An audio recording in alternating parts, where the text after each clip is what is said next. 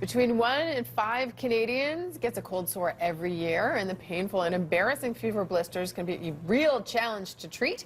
Health specialist Leah Sarich is here now with a new treatment option and just how contagious they really are. And I'm curious about this because I do get them on occasion. Very, very common. 80% of the population apparently is carrying this virus. Now, not 80% of the population is going to actually get a cold sore, but yes, 80% of us are walking around with this virus. So I spoke to dermatologist Dr. Kirk Barber about this, and he says, you know, really nobody wants to get the cold sore. And he says things like, you know, people say, oh, it's just a cold sore, it's not a big deal.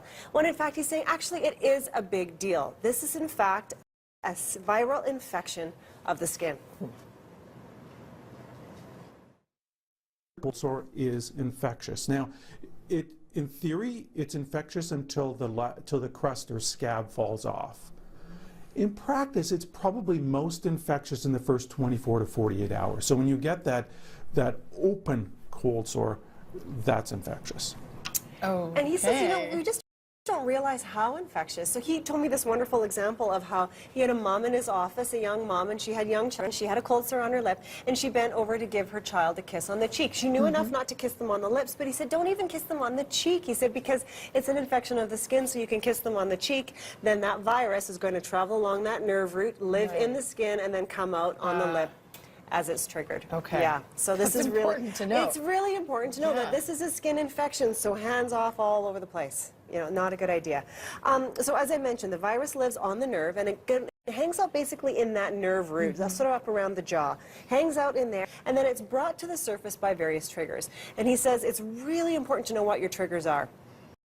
Most common triggers, sunlight is a big one, and then stress or emotional triggers, and being just really worn out. Those are the big triggers. So he said, really know what those triggers are. And then it's all about finding out what treatment is going to work for you. So he said, it's really important to have a conversation with your doctor about the severity of your cold sores. The very best treatment is antiviral by pill. Either by intermittent therapy or by suppressive therapy. That's your best treatment. What we've learned over the years, and we used to think that cortisone applied to these was the wrong thing to do. And now what we're learning is this virus has really two parts to it, or this infection really has two parts. The virus part to it and the body's response to it. So we can now reduce the inflammatory reaction to the virus by using something simple like a topical corticosteroid. Right, wow. So this is where this new treatment comes in, right. So this new treatment is a topical cream. And he says, you know, while the pills probably do work the best, people don't really like to take pills unless they really, really have to. So this is a nice option. So what's going on with this cream is that it basically has a two-action thing happening here. So on the one hand, it's controlling the infection, right, with an antiviral medicine, and then it's also controlling the inflammation as well. So you're getting that double whammy of treatment, which is quite nice. And what some people do is they'll use cream as well as their antiviral medicine as well, their oral pill. So then you get that on both levels. So it is by prescription, so you do need to talk to your doctor about having this. And the real key here is to not wait until you have a cold sore to fill that prescription.